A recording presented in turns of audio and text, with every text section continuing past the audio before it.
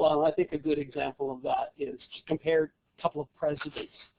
Who compared Ronald Reagan, who great communicator. I'm not sure how many would say how brilliant he was, but could just, I'll leave that alone.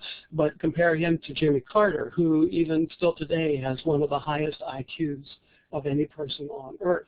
And you look at their leadership styles and what they were able to accomplish during their presidencies.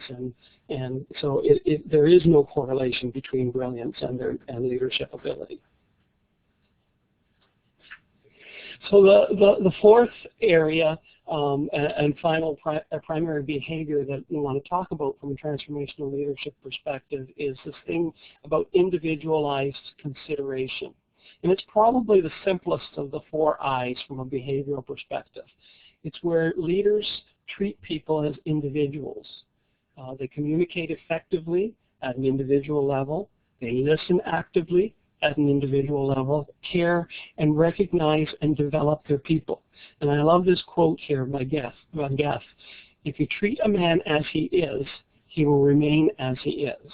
But if you treat him as if he were what he ought to be and could be, he will become what he ought to be and could be. Now, the truth is, like 95% of, and this gets back to some of the common sense, 95% of Canadian managers, leaders in management positions really do care. But the problem is really in the knowing-doing gap, doing the small things to show.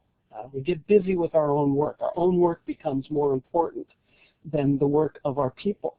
So with that statement, what is the most important work of a leader?